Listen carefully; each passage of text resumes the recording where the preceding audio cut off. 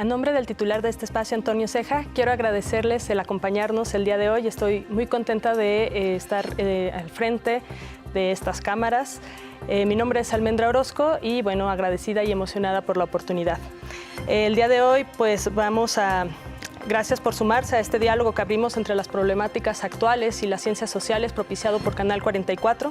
Como saben, este espacio es producto de un esfuerzo conjunto entre el CUCSH y el Sistema Universitario de Radio, Televisión y Cinematografía de la Universidad de Guadalajara. En años recientes y a través de diferentes ciudades por todo el mundo se han suscitado numerosos debates en torno a los monumentos e incluso se han creado nuevas legislaciones que intentan conciliar el patrimonio histórico, la memoria colectiva y ciertos legados incómodos que son asociados con regímenes represivos, antidemocráticos o racistas. Así podemos ver el derribo de las esculturas de los confederados en el sur de Estados Unidos a partir del asesinato de George Floyd. En Canadá se vieron también ciertos movimientos en torno a las estatuas, protestas por las estatuas de la reina Victoria e Isabel. En nuestro país, la discusión en torno a los monumentos se ha dado más en un contexto de intervención que desde el gobierno o grupos conservadores ha sido identificado, tildado como vandálico. Por un lado, tenemos a los grupos feministas que han rayado consignas en varios de ellos. Por otro, los familiares de los miles de desaparecidos que han utilizado algunos como vitrina para visibilizar el grave problema y difundir la foto de su ser amado, en espera de obtener informes sobre su paradero. En los últimos meses también se ha suscitado la disputa por la sustitución de la estatua de Colón por una cabeza de mujer olmeca. Y en los últimos días, la intervención en ese mismo espacio de grupos feministas con la erección de un antimonumento por las mujeres desaparecidas. Por lo que, más allá de la dimensión estética de las estatuas, con su intención de adornar y embellecer los espacios, lo que nos interesa dialogar el día de hoy con nuestros invitados es las implicaciones políticas de los monumentos. De eso estaremos hablando el día de hoy. Gracias por acompañarnos, por quedarse el resto de la hora. Monumentos, memoria y símbolos en disputa. Para hablar de ello nos acompaña el maestro Guillermo Ortega Vázquez. Él es secretario técnico de la revista Ixaya, del Departamento de Desarrollo Social de nuestro centro universitario del CUCSH. Gracias por acompañarnos, Guillermo. Gracias, Almendra. Muchas gracias por la invitación. Nos acompaña también la doctora Alejandra Vizcarra Ruiz. Ella es investigadora del Departamento de Estudios sobre Movimientos Sociales del CUCSH. Gracias por acompañarnos, doctora. Gracias a ti, Almendra. Y también el doctor Adrián Charlois Allende, que es profesor docente del Departamento de Estudios de la Comunicación Social del CUCSH. Gracias, Adrián. Gracias, Almendra, por la invitación. Bueno, pues para comenzar a comprender el tipo de relación que se establece entre la ciudad y quienes la habitan a través precisamente de estos espacios conmemorativos oficiales que se disponen en el espacio público, ¿qué nos pueden decir acerca del papel que han desempeñado en la construcción de la memoria histórica, colectiva y la identidad, ya sea pues nacional, regional, grupal, este tipo de construcciones? Pues habría que pensar estos monumentos, al menos para iniciar desde dos perspectivas, ¿no? Estos monumentos como monumentos históricos o monumentos patrimoniales, que luego se hacen también estas divisiones, ¿no? Y me parece que justamente estos a los que hacemos alusión, los que han sido intervenidos o disputados, tienen más esta significación de nombrarse como monumento histórico, ¿no? Donde detrás hay un proceso de institucionalización del pasado, de la propia historia oficial, donde el Estado, las instituciones políticas son quienes asumen la erección, la narrativa que está en este monumento, ¿no? Y me parece que son ahora los que están justamente en la reyerta, ¿no? En la discusión. A mí me gustaría confrontar o analizar estas disputas alrededor de los monumentos a partir de una visión que analiza la parte material, la que es afectada, la que todos vemos, la que visualmente nos apela, nos enfrenta, pero también de una condición normativa, ¿no? Donde está toda esta parte legal, legislativa, del espacio público, y finalmente una simbólica, que es la más importante, digamos, en términos narrativos, lo que ese espacio, lo que ese monumento nos dice, ¿no? Y creo que ahora confluyen estas tres dimensiones del monumento a partir de lo que los movimientos sociales están realizando, ¿no? Y justo lo decías en la introducción, ¿no? Si bien hay movimientos sociales que todos ellos se están manifestando en el espacio público, en este caso en el espacio público materializado en el monumento, donde confluyen narrativas comunes, ¿no? El racismo o la esclavitud o el esclavismo, el feminismo o los feminismos que están alrededor también de estos espacios, pero me parece importante que en México también se irrumpen otros movimientos sociales de carácter local. El principal es el movimiento de desaparecidos, pero también está el caso de la guardería ABC, de los mineros de pasta de conchos o el propio antimonumento Ayotzinapa. Entonces, tenemos un crisol de narrativas y temporalidades que están confluyendo alrededor de los monumentos y no es que sea nuevo,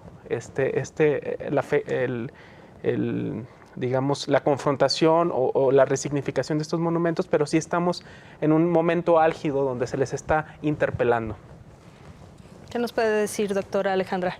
Bueno, en principio, este cuestionamiento a los monumentos no se ha dado a lo largo de la historia, en diferentes momentos, con motivo de revoluciones, de conquistas, de cambios de régimen, ¿no? Entonces, podemos recordar, pues, cuando se vino abajo el bloque soviético, ¿sí? Cómo se retiraron y a veces no muy amablemente las estatuas de Lenin, ¿sí? También durante la ocupación nazi en Francia, durante el régimen de Vichy, pudimos observar este tipo de situaciones contra las esculturas de Voltaire, de Rousseau, de Victor Hugo. Entonces, tenemos varios ejemplos de cómo diversos sectores sociales buscan resignificar el espacio público. ¿Sí? Pero ante los eventos más recientes que tienen que ver con protestas por el racismo, con derivados del asesinato de George Floyd, por ejemplo, o los que observamos en los movimientos feministas, tenemos una variante, ¿no? Ahí podemos identificar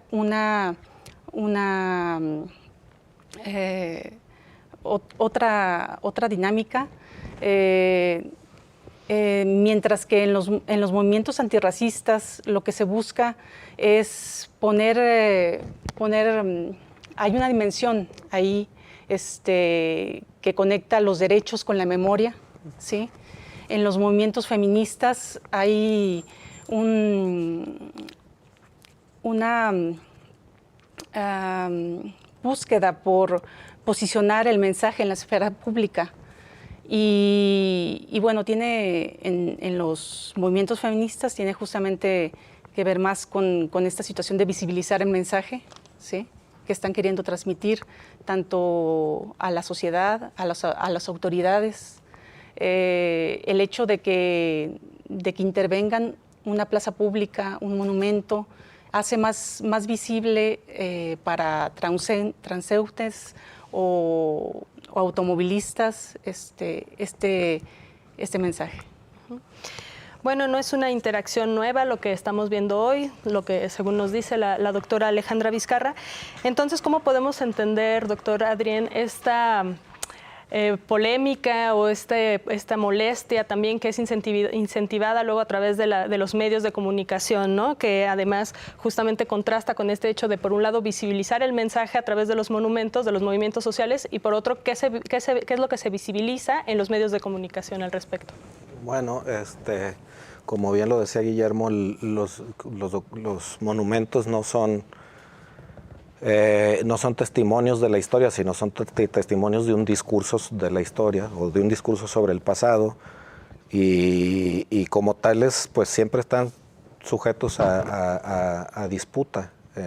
Como decía la doctora, es normal que en cada proceso ir resignificando nuestros pasados, y entonces en realidad lo que pasa en estas disputas que se están dando es que en realidad son disputas por el sentido que le damos a ese pasado, además de visibilizar otras luchas, es conectar esas propias luchas con otros pasados distintos a los que se está narrando en el discurso que hay en la monumentaria oficial que abunda en nuestras calles, nombres de calles, monumentos por sí mismos, parques, etcétera. Entonces, pues lo que hay es una disputa sobre lo que sí es relevante pensar sobre el pasado en la actualidad, y creo que el gran problema o el gran escozor que causan es que a mí me da la impresión de que estuviéramos en un rompimiento de dos generaciones en la que una simplemente ya no ve en ese pasado nada que lo ancle, ¿no? Entonces...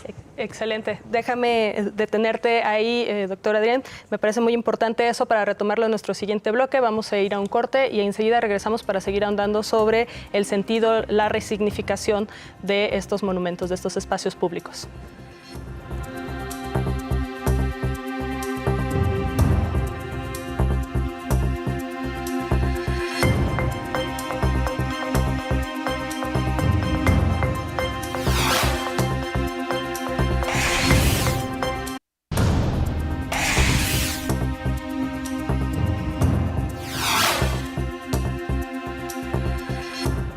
Bueno, estamos de regreso. Les recordamos que el tema del día de hoy es monumentos, memoria y símbolos en disputa.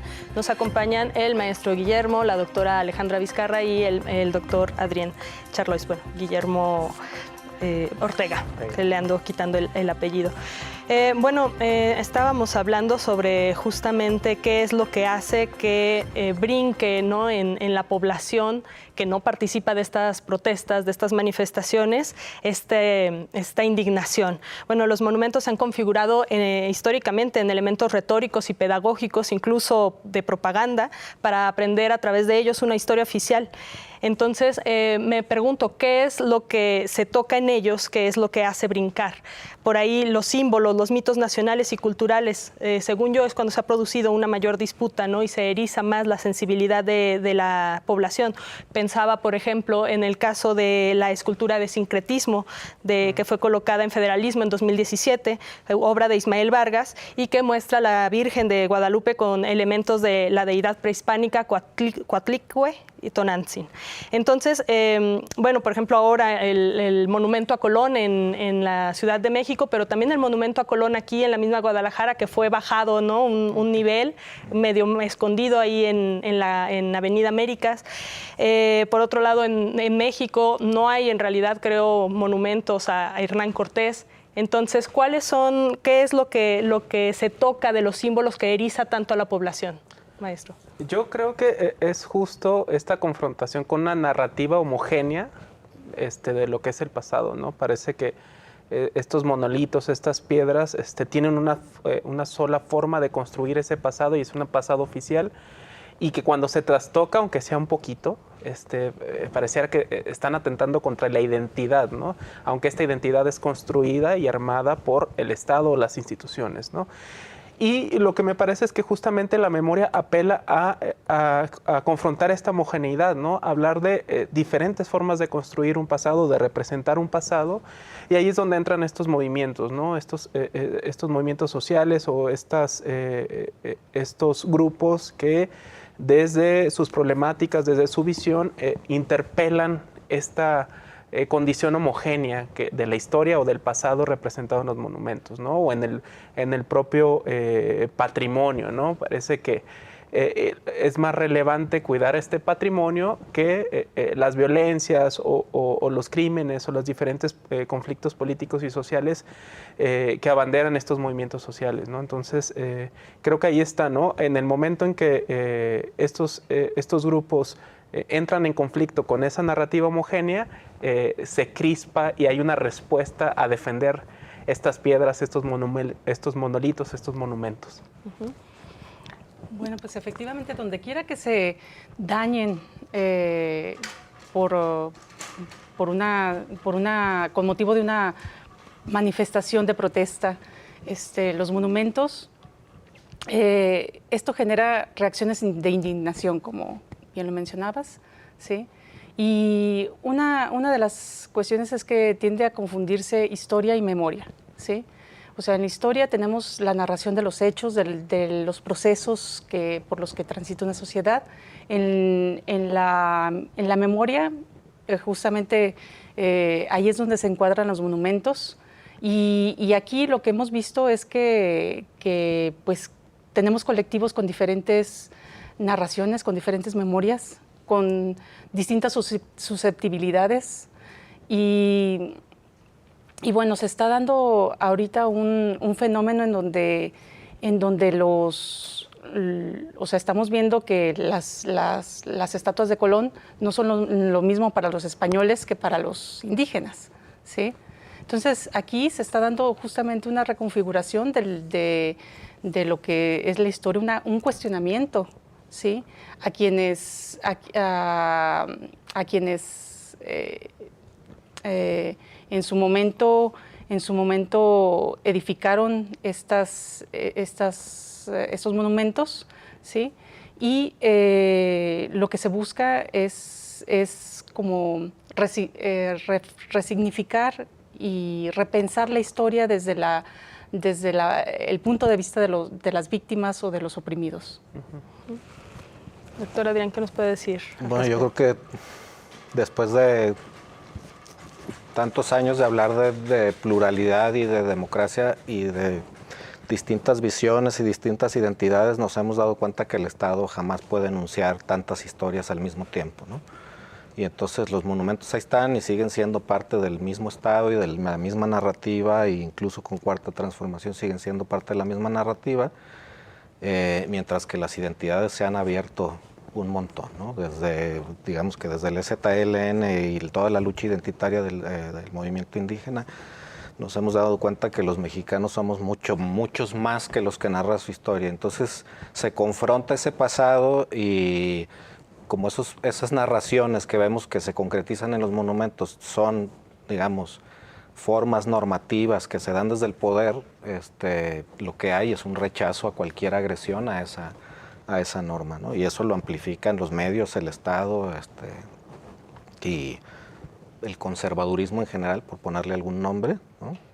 Mientras que hay otros colectivos participando y dándose cuenta que esa historia ni los interpela, ni habla sobre ellos, ni nada, ¿no? Entonces, ahí están, ¿no? Esos monumentos siendo atacados o siendo resignificados, lo que provoca escorsor y repelús, ¿no? Pero entonces los grupos identitarios o los diferentes grupos sociales tienden a necesitar tener una erección de un monumento para verse identificado en ellos, y en ese sentido entonces tendríamos que llenar de monumentos la ciudad para que cada uno tenga ahí a su deidad, una especie de deidad que corresponda a la ideología de cada grupo. Pues cada identidad normalmente está enclavada en algún pasado mítico, entonces por lo general suele celebrar ese pasado a través de la memoria, a través de los relatos, a través de monumentos, y en ese sentido sí, por eso lo que digo es el Estado Nacional no se puede permitir eso, porque entonces destruye todo el discurso nacional que nos hace a todos ser los mismos mexicanos homogéneos que mencionaba Guillermo, ¿no? Sí, incluso en este tema de si cada identidad o cada colectivo tendrá que erigir su monumento, yo creo que hay puestas interesantes en este momento que están rebasando por completo esta idea de poner a un hombre o una mujer histórica, a quien sea, por este tipo de intervenciones como esta glorieta de las mujeres que luchan, donde es una mujer, ¿no? O sea, es una figura que no tiene rostro, entonces creo que hay una condición estética que al mismo tiempo se convierte en una posición política, de decir, no quiero rostro, no quiero cara, me representa una colectividad y esa colectividad la configuro como la figura de una mujer, ¿no? Entonces, sí hay apuestas interesantes, lo mismo con los familiares de los niños de ABC, pues eran unos zapatitos que estaban ahí enfrente de una de las oficinas del Seguro Social. Entonces hay una condición estética que también se está renovando, que se está reformulando y que acompaña la relación de memoria, monumento e historia en este momento. Muy bien, pues muchos aristas que abarcar en torno a este tema de los monumentos y cómo su erección en la ciudad, su colocación en el espacio público se relaciona con nuestro vivir y sentir cotidiano en las ciudades. Vamos a ir a un corte y enseguida regresamos. Quédense con nosotros para continuar dialogando sobre este tema de los monumentos, memoria y símbolos en disputa.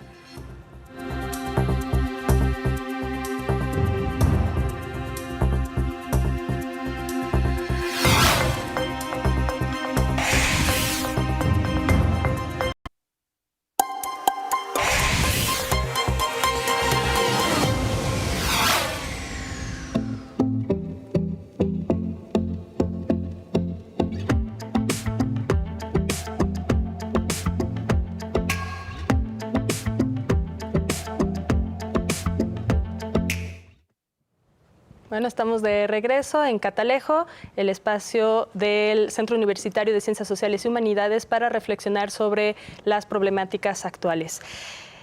Bueno, estamos discutiendo justamente sobre este debate que sobre todo se manifiesta que es político en torno a los símbolos que se representan en los monumentos, y en ese sentido, bueno, preguntarle a la doctora Alejandra Vizcarra del Departamento de Estudios sobre Movimientos Sociales que nos acompaña, si entonces lo que estamos observando es que se pierde la validez para representar a las personas, que son justamente las que atraviesan en su paso cotidiano la ciudad, y entonces vuelven, donde se encuentran estos monumentos, pues son las que los convierten en sitios de referencia y pertenencia. La tensión que se revela entre esta intervención de los monumentos da cuenta de una pérdida de representación y de legitimidad de las instituciones del gobierno y del orden. Bueno, no necesariamente. En el caso de las feministas, ¿sí? Hemos podido observar que hay una doble indignación respecto a cuando se produce un hecho, ya sea por feminicidio, por violaciones, por desaparición de mujeres, y con respecto a la falta de atención institucional de parte de las autoridades. Entonces, ahí lo que estamos viendo es que este colectivo que está experimentando esta indignación, ¿sí? Genera también un reconocimiento, una creación de identidad, ¿sí? Entonces, en función pues, de este sentimiento de indignación. Doctora Adrián, bueno, a mí me parecía curioso ver cómo los grupos que están detrás de esta resignificación, ¿no? Bueno, en Estados Unidos vemos el grupo es de Black Lives Matter, en Canadá es una cuestión también de grupos indígenas, en México, bueno, los grupos feministas sobre todo. ¿Qué podemos encontrar que tienen en común para que estos grupos sean los que están como a la cabeza de esta resignificación de los espacios públicos? Pues básicamente son los grupos que el Estado no había narrado, ¿no? Que había escondido entre su discurso. Relevante en México porque el Estado siempre ha enclavado su historia en un mundo indígena mítico que ya no existe, y entonces no sabe qué hacer con los indígenas actuales, y entonces no entran en ese relato. Es como muy significativo que sus reivindicaciones ya no son de los grupos indígenas, ya no son por un pasado como lo concebimos los blancos urbanos, mestizos, etcétera, idealizado, ¿no? Del mundo azteca, el mundo maya, etcétera, sino por sus luchas cotidianas. Y lo que pasa es lo mismo con el colectivo afroamericano de Estados Unidos o con los indígenas de Canadá, ¿no? Son gente que no está narrada. En el caso de Canadá es muy interesante porque justo brota cuando se dan a conocer estos atropellos a los derechos de los niños indígenas, y entonces queman iglesias, y entonces eso es básicamente quemar la narrativa oficial, ¿no? Mandarla muy lejos y adoptar una nueva, o resignificar esas iglesias como espacios de memoria en donde algo sucedió, ¿no? Algo significativo sucedió. Y creo que pasa lo mismo un poco acá en México, ¿no? Son diferentes colectivos que van haciendo aflorar nuevos monumentos, nuevos significados. El caso de los 43, que pues, todo el estudiantado, toda la sociedad en general, ¿no? Los reprimidos por el Estado, etcétera, o los colectivos feministas, o los desaparecidos, en el caso de la glorieta aquí de los desaparecidos en Guadalajara, ¿no? Son diferentes que están ocultos en el discurso oficial o borrados en el discurso oficial, y de repente necesitan un espacio para surgir, ¿no? No es nuevo, finalmente no es nuevo, ¿no? Ya había sucedido también en México en otras ocasiones. ¿Qué nos puedes decir, maestro? Sí, también pensaba en justamente poner estos monumentos en su contexto, ¿no? Y el contexto primario es la ciudad, ¿no?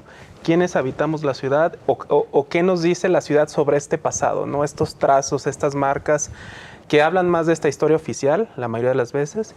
Y justamente a mí me gusta pensar la ciudad como como esta pizarra mágica que alude Sigmund Freud al pensar la memoria, ¿no? Decir, bueno, la memoria ni es uniforme y va cambiando, entonces estos monumentos justamente son estas marcas en esta pizarra mágica que de repente se llena de trazos y luego se borra, ¿no? Y sobre esa misma marca vamos encimando más marcas, más trazos, y creo que de esa forma están funcionando ahora los monumentos, o se les otorga esa función, esta condición simbólica de decir, son una marca en la ciudad, en una ciudad inclusive en la que no nos sentimos representados de muchas formas, estos colectivos, y pintar, degollar, tumbar, volver a marcar, es justamente volver a trazar sobre esa marca, otra marca que pone en pugna esta condición de memoria y olvido, de recuerdo y olvido de la que habla Sigmund Freud al hablar de las huellas némicas, ¿no? Que es así como más o menos funciona la memoria en lo individual, pero trasladándolo a la dimensión colectiva, ¿no? Y él mismo, o estos autores como Derrida, como Sigmund Freud, hablaban de esta condición de olvido que acompaña al recuerdo, ¿no? Entonces, quizá en estos monumentos que ahora estamos observando, que son trazados, además de esta historia oficial que narran, nos podemos cuestionar qué otras cosas no están narrando, ¿no? Qué olvido se anida en estos monumentos y quizá estos movimientos colectivos, estos movimientos sociales están rescatando o sacando a la luz ese olvido o otras nuevas historias, ¿no? Uh-huh.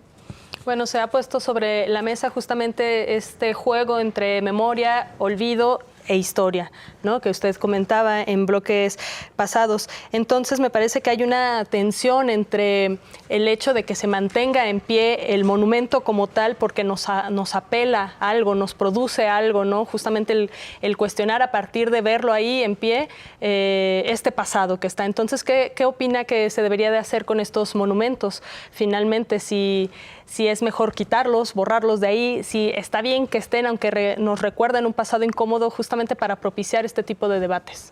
Bueno, efectivamente, por ejemplo, con respecto a los monumentos que han sido retirados, ¿sí? Estos podrían estar como en un museo, en donde pudiéramos tener la explicación de por qué estos monumentos se erigieron y representaron en su momento las virtudes o a una sociedad determinada, ¿sí? ¿Y por qué dejaron de representar a la actual, por ejemplo, que los recluye ahí en como una pieza de museo? Sí. Y bueno, yo quiero tocar también esta discusión sobre la batalla que se está gestando en estos momentos por la memoria y contra la desmemoria, ¿sí? Entonces, al momento en que las feministas van y intervienen en un edificio público, las calles, alguna acera, para plasmar específicamente un mensaje, ¿sí? Se está dando ahorita la batalla en contra de la desmemoria al exigir que las autoridades respeten ese mensaje que se está plasmando, ¿no? Entonces, no solamente tenemos el cambio de un monumento a otro, ¿sí? O por otro que represente los ideales de estos movimientos, sino además el que se mantengan y se conserven tal como fueron intervenidos. Excelente. Pues con esto vamos a ir a una pausa nuevamente. Quédense con nosotros, nos queda un bloque más para ahondar en las conclusiones, si es que puede haber alguna, sobre este tema que nos hagan reflexionar sobre nuestra ciudad, sobre nuestro paso cotidiano en ella y estos monumentos que nos hablan del pasado. Enseguida regresamos, quédense en Catalejo.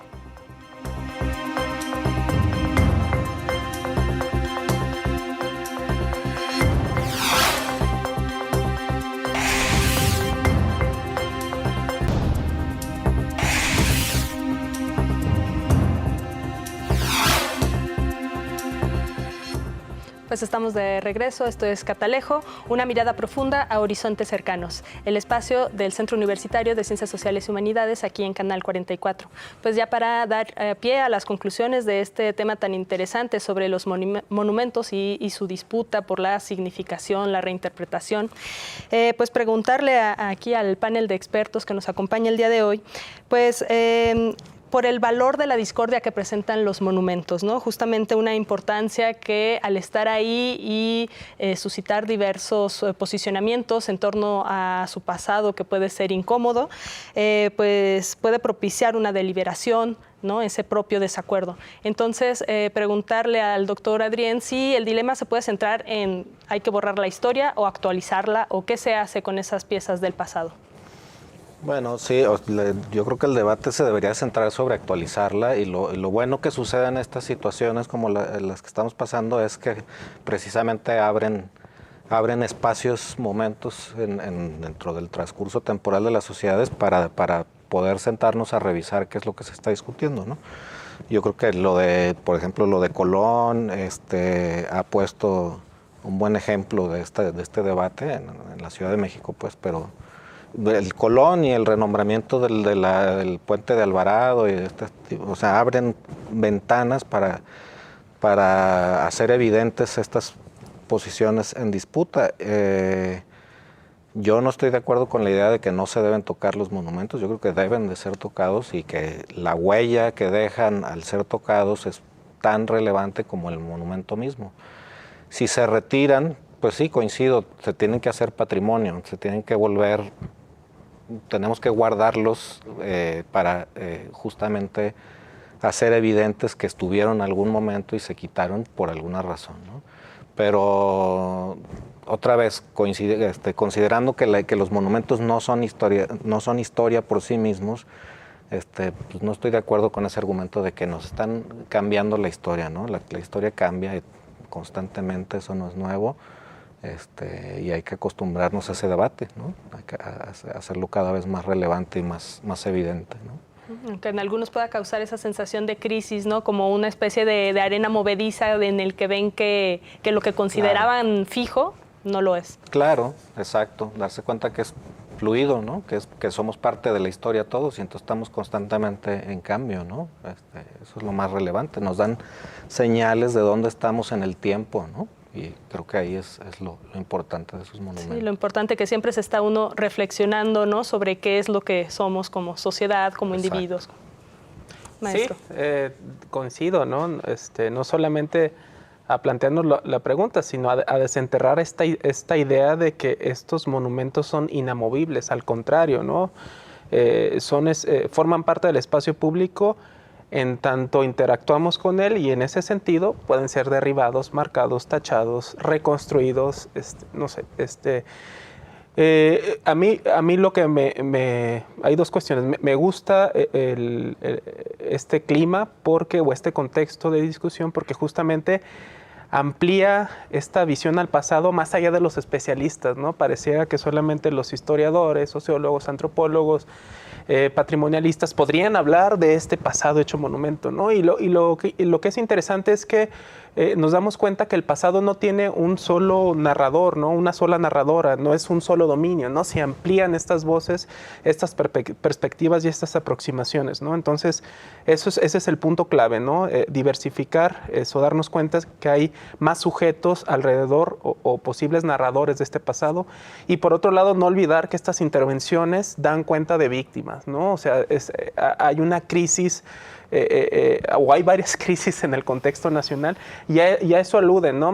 Sí, a este tipo de discusiones sobre el tema del patrimonio, la memoria, la historia, pero sobre todo a visibilizar estas víctimas, ¿no? A saber por qué la Plaza de Armas ahora también es conocida como Plaza Imelda Virgen, la glorieta de las y los desaparecidos, ¿no? Creo que ahí está el mensaje, y es el que también debemos dar a conocer, ¿no? Hay víctimas y se están nombrando, ya que el Estado no se atreve a nombrarlas.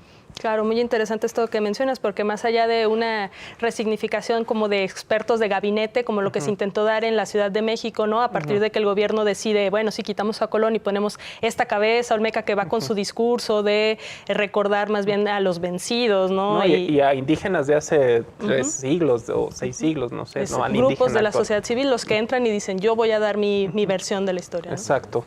Exacto. Excelente. ¿Qué nos puede decir sobre sus conclusiones de este tema, doctora? Sí, pues en alusión a lo que mencionaba Guillermo también, a mí me parece importante pensar las ciudades como cuerpos vivos, ¿sí? En constante transformación, de acuerdo a las costumbres, a los ideales, a las necesidades de las poblaciones. Y bueno, mucho se ha discutido sobre si son, lo preguntabas tú, Almendra, sobre si son válidas este tipo de intervenciones, ¿sí? Se tiende a estigmatizar, a señalar como vandalismo estos actos. Y bueno, pues recordemos que el vandalismo es algo que se da como principio y como fin, ¿sí? O sea, sin ninguna otra finalidad más que el dañar un edificio público, una estructura. Aquí lo importante, y que es lo que quiero rescatar, es que las intervenciones se hagan con un propósito, con un mensaje, ¿sí? que los colectivos buscan dar a la sociedad. Entonces, ahí es cuando podemos hablar con otras palabras de iconoclasia, ¿sí? Esta intervención sobre los monumentos que nos permite repensar la historia desde el punto de vista de los oprimidos, de los vencidos, y no solo de quienes llegan al poder y entonces construyen una nueva narrativa, ¿no? Claro, y en ese caso, en ese sentido de lo que menciona, el peso que tendría el hecho de que el gobierno utilice esta palabra, ¿no? O los medios, o desde dónde viene este discurso de son actos vandálicos, ¿qué es lo que se pretende? Sí, pues se pretende minimizar el mensaje que están dando, ¿sí? En varias ocasiones se reportan más los daños, las formas que el contenido específico del mensaje que se quiere dar. Entonces, como lo comentaba anteriormente, o sea, es esta batalla entre la memoria y la desmemoria, ¿no? Entonces, en ese sentido, podríamos esperar o proponer que se dejen las pintas en todos los monumentos. ¿Tú estarías a favor, doctor Adrián? Yo sí, en lo personal sí. Quizá habría que hacerse la pregunta futuro, es cómo nos vamos a narrar lo que está sucediendo ahorita, ¿no? Y, por ejemplo, en el caso de las desapariciones, ¿cómo nos vamos a narrar las desapariciones en 50 años? Pues una glorieta de las y los desaparecidos nos da una primer señal, ¿no? Un primer elemento para tener un canon de narrarnos y anclarnos a alguna narrativa, ¿no? Entonces, pues hay que dejarlo, como han dejado otros cambios en la vida, y se irá resignificando. No quiere decir que la glorieta como está ahorita ya es para siempre, ¿no? Sería el mismo error que haremos. Ojalá se solucione y entonces vuelva a ser otra, o pase a ser otra cosa, ¿no? No de los niños héroes ni de los desaparecidos. Sí, y pensar que también quienes tendrían que decir esto serían las víctimas, ¿no? O sea, están de acuerdo con que se les haga una glorieta a los familiares, las madres, los padres, y pensar también en estos otros espacios de memoria que rebasan la condición de monumento, ¿no? En Alemania se viene haciendo desde hace años con los campos de concentración, y aquí, digo, lamentablemente tendríamos que pensar en las fosas, ¿no? En los campos de exterminio que se están encontrando en Coahuila, en Guadalajara, prácticamente en todo México, ¿no? ¿Qué vamos a hacer con esos registros, esas huellas, que también nos están hablando ahora de un presente, pero a 10 o 15 años nos hablarán de este pasado terrible del que estamos construyendo? Eso es todo un tema que tendremos que abundar en un siguiente programa, porque sin duda esta cuestión de las fosas y lo que comentas es muy interesante, su resignificación. Vamos a ir a nuestro último corte, regresamos con un bloque más, quédense porque vamos a hablar sobre precisamente la consulta ciudadana sobre el pacto fiscal. Quédense.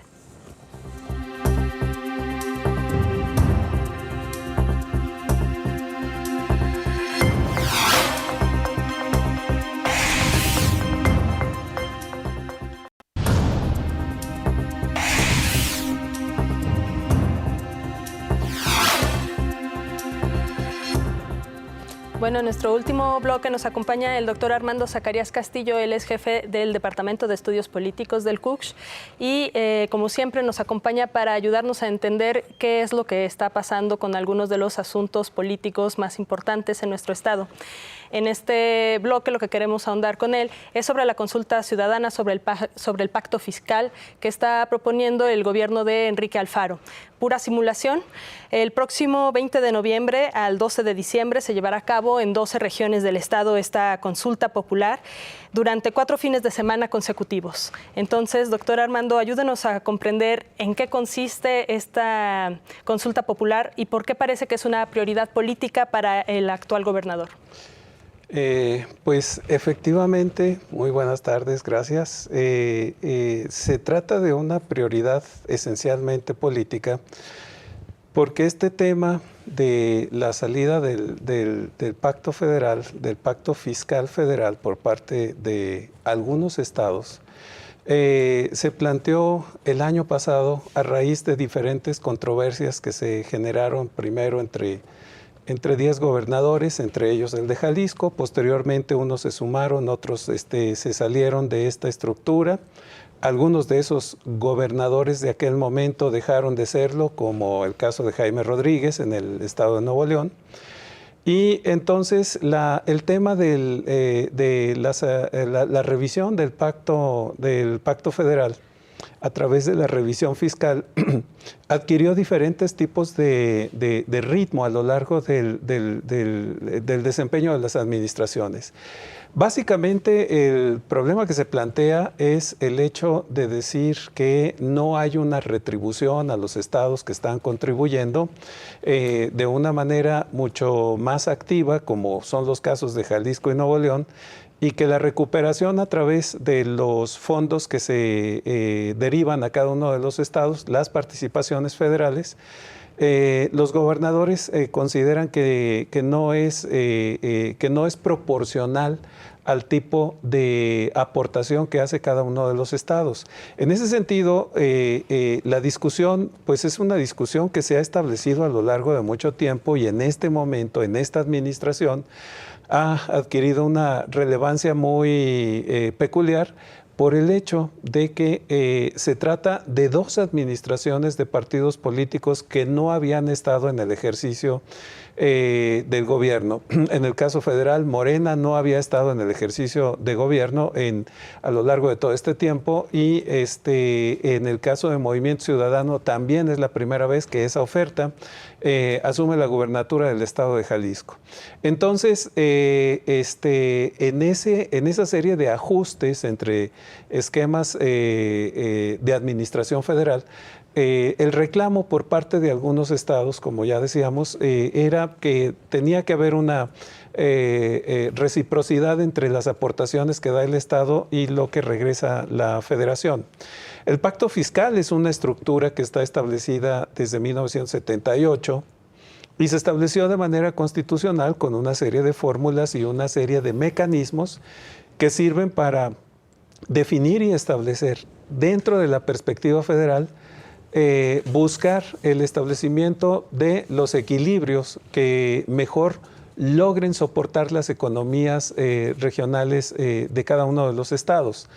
Entonces, ciertamente la forma en la que se planteó el año pasado el tema de la salida del pacto federal, que suscitó una gran cantidad de controversias y de dudas, porque plantear salir del pacto federal pues hacía pensar que Jalisco quería salirse del Estado Nacional Mexicano.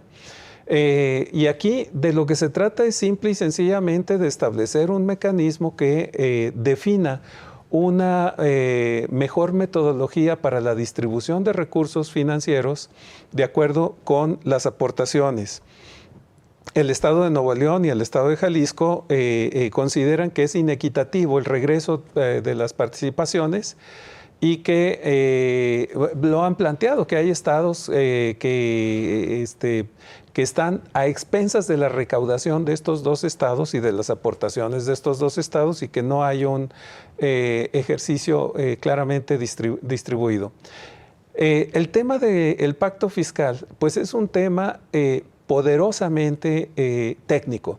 Es un problema que requiere no necesariamente de consultas, porque ahí lo que se puede hacer es encontrar la voluntad de un determinado estado y de acuerdo con el mecanismo de pregunta que está sujeta en la consulta, que si estamos de acuerdo con que el Estado de Jalisco tenga una recuperación mayor en las participaciones que hace el gobierno federal, pues la respuesta es totalmente evidente, ¿no? La respuesta va a ser sí. Y esa va a ser la consulta, 22 millones de pesos para establecer esa consulta. Es definitivamente colocar el tema en un nivel que no corresponde al verdadero análisis, que es técnico.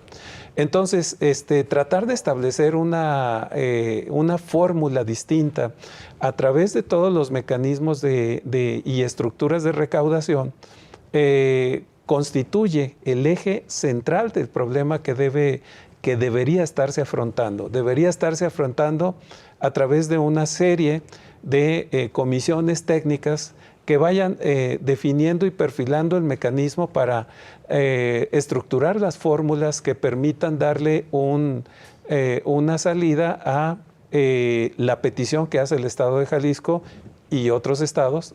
Insisto en esto porque no es Jalisco el único estado que está en este tema. Tratar de determinarlo a través de esquemas técnicos, porque avanzar en esa línea de salir del pacto fiscal, pues asumiría que Jalisco debería tener una estructura ya institucionalizada de recaudación impositiva, pero para atender las necesidades estructurales y generales del Estado, en primer lugar. Y en segundo, tratar de definir el mecanismo de articulación de todos los municipios, que ese es otro elemento que debe estar contenido en el análisis de la fórmula. Y hasta este momento, hasta donde yo tengo entendido, pues todavía no hay una articulación organizada para entrar a este tipo de análisis. De forma que la pregunta que se va a hacer en esta consulta ciudadana, que es un buen ejercicio de acercamiento para la gente, es una activación después de la consulta que realizó el gobierno federal relacionada con con el seguimiento de los presidentes en el caso de que hubieran incurrido en culpas. Pues ahora esta es de Movimiento Ciudadano y es una consulta específicamente para el Estado de Jalisco. El Estado de Jalisco, que en este momento está en una rearticulación de las fuerzas políticas que quedaron posteriores a el proceso electoral de junio pasado. Entonces, definitivamente sí hay ahí un sesgo político, porque no encontramos el trabajo a profundidad de las comisiones técnicas para redefinir el mecanismo de acercamiento a las participaciones en una proporción más adecuada, utilizando las fórmulas que se requieran. Pero para esto, lo primero con lo que estamos avanzando es con una consulta, con una pregunta, cuya respuesta, pues todo el mundo podemos anticipar que va a ser la mayoritaria. Parece que entonces se plantea con una pregunta a modo y que resulta más, parece una medida populista, ¿no? Porque no hay trabajo técnico detrás. Vamos a estar al pendiente de los resultados, entonces, si existe suficiente participación ciudadana en esta próxima consulta y si todos los foros que se han estado pues organizando para crear más conciencia en la participación ciudadana, cumplen su fin. Bueno, esto fue todo por la emisión de hoy. Muchísimas gracias, doctor Armando, por habernos acompañado y esperamos que nos acompañen la siguiente emisión. Mi nombre es Almendra Orozco y fue un placer haberlos acompañado. Gracias y hasta la próxima.